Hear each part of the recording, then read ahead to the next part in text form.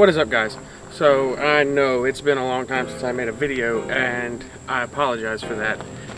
But so I'm just gonna jump into things here. There's been a lot of progress. The 350 that I originally bought to build for the channel, it's built. It's in this car now, my black Firebird. This is the 87 I bought. I haven't uploaded to YouTube, but if you follow me on Instagram, I've been posting pictures of it and videos and all kinds of stuff. So I took it apart because I bought some long tube headers that are currently sitting underneath the car. And of course, third gens, if you know anything about third gen F-bodies, you have to have, if you're running long tubes, you have to have long tubes specific for the body style.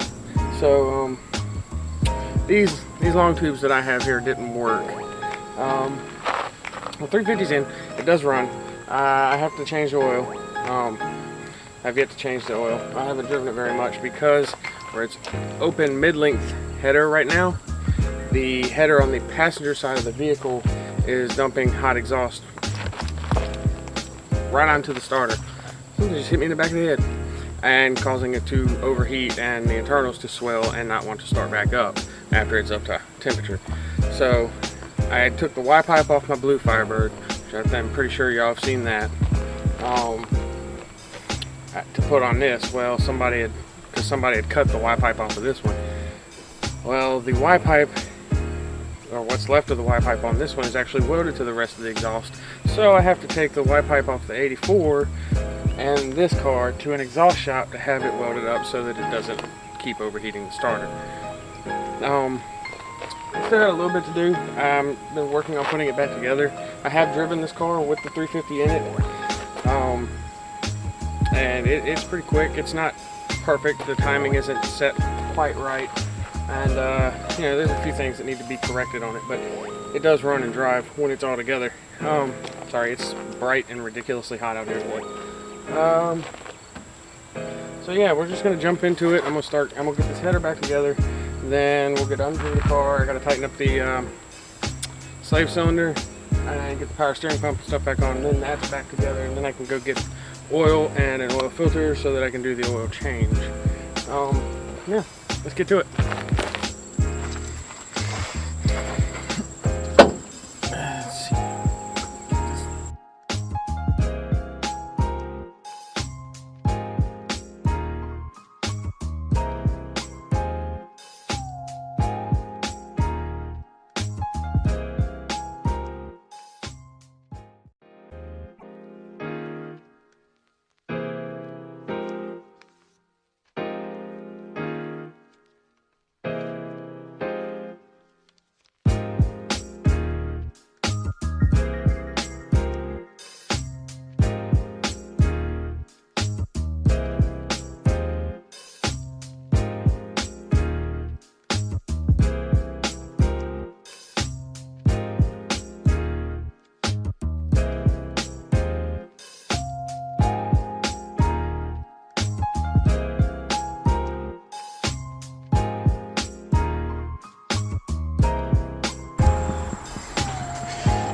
Alright, the header is back on and the bracket for the power steering is back on.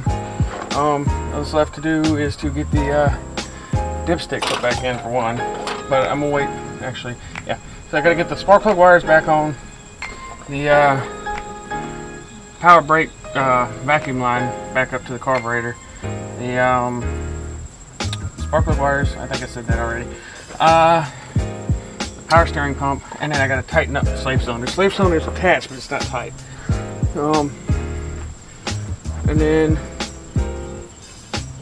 well, it is back to kind of running. It'll start up and run, but once it's warm, it doesn't like to start back up. But yeah, so let's see. Let's go do a rundown on the engine. It's got an Urson 488 510 cam. I don't remember the duration or cam or lobe separation, and it's got a Edelbrock Torque 2 intake single plane. It's got a Edelbrock 600 CFM carburetor, 305 heads, Urson 600 max lift valve springs, and brand new flat top 4-valve relief pistons. The rods are the factory rods. It's got all brand new bearings. The crank is a factory crank. It's not bored over any. It's just standard bore, 4-inch bore. So nothing too dramatic. I actually had to go and get the chrome timing tab because I didn't have one, and setting the timing even remotely close was next to impossible. But yeah. So that pretty much covers a basic build: cam, intake, exhaust. I do have a brand new HEI distributor that I bought off one of my buddy's friends, or buddy's stepdads. That I put in here. When I bought the car with the 305, it had an HEI distributor that was black, and it looked new, but I was trying to diagnose what was causing all my issues, and I figured out some issues, but not all of them. I don't have a speedometer. Speedometer doesn't work on this car. Still have to figure that out. I'm thinking it might have been an automatic originally, and it was swapped to 5-speed, which is not uncommon. Yeah. So I haven't discussed my plans for the Blue Firebird. This thing's just a tinker toy. It's just something I can fool around with while I work on the Blue Firebird. So my plans for the Blue Firebird are LSX swap with T56 trans because I like driving a manual car. Pro Touring build.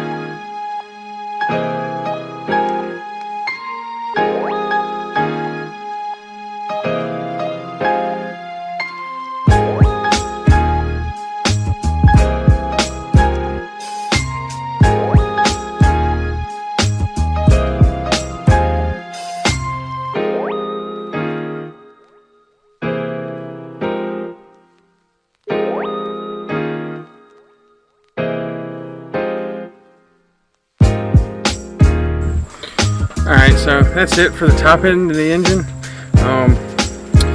Everything's done up here. I just got to get underneath and tighten up the slave cylinder, and then drain the oil and go to the store and get new oil. So I don't know how well I'll be able to get the camera up underneath the car. I'll try, but we're not long now for starting it up for the first time on my YouTube channel. Alright, so I know you can't see much, but drain plug's right there, slave cylinder is up here, which you cannot see at all. Let's see, can I get this down any lower? There we go. So, there you can see the slave cylinder right here. It's just hand tight pretty much. And the drain plug over there. So we're gonna go ahead and tighten this up. Let's see, I think it's a 1/2 inch, possibly 9/16. So go get my tools.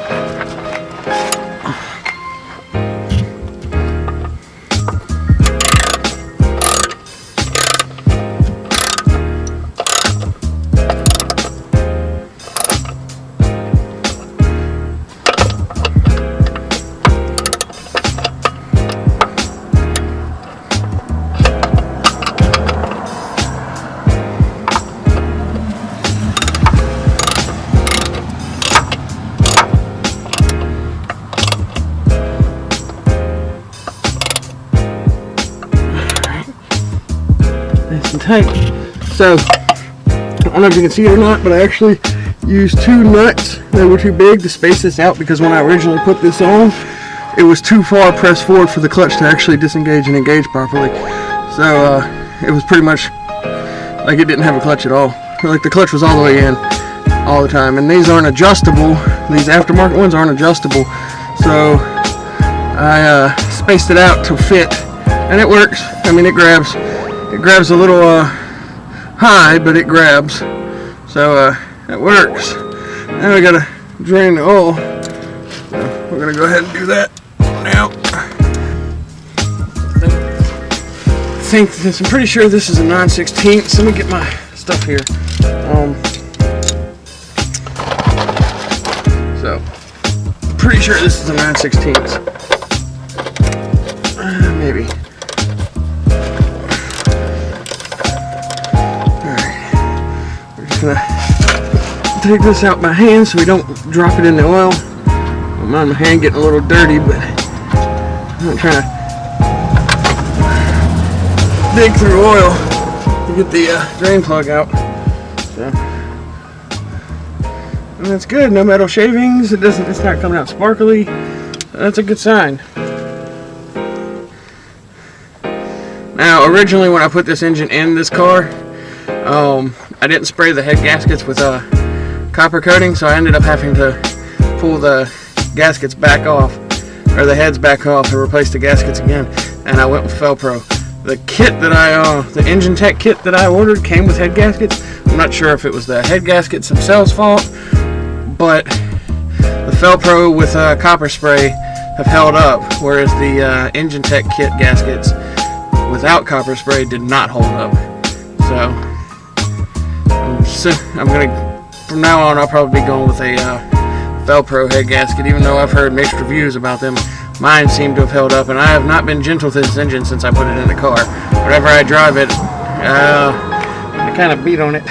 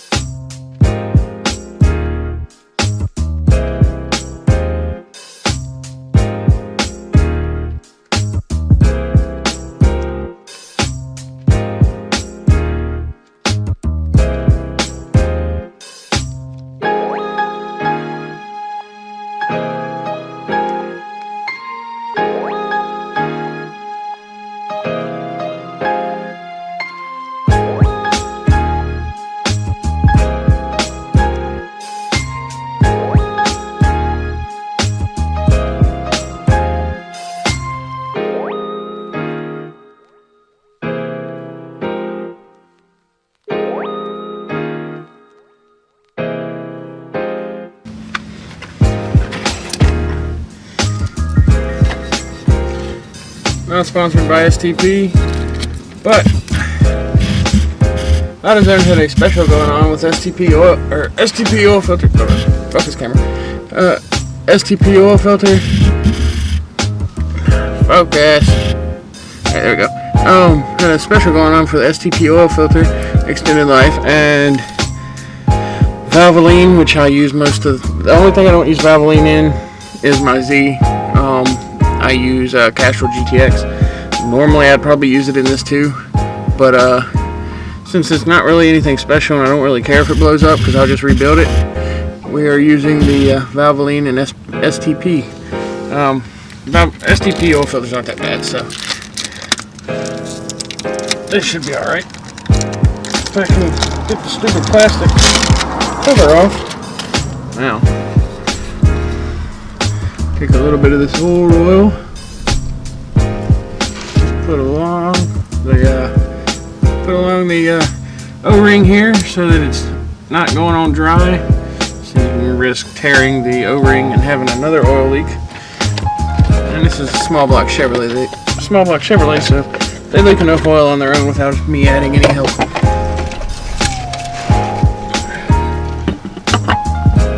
Get this threaded on there. Ow! Ooh, smashed my finger. I'm not doing some how to change your oil special or anything like that, but it only needs to be on hand tight. You don't need to torque it down with anything. So that's good. That's on there. That's tight. I just gotta get up and put the oil in it.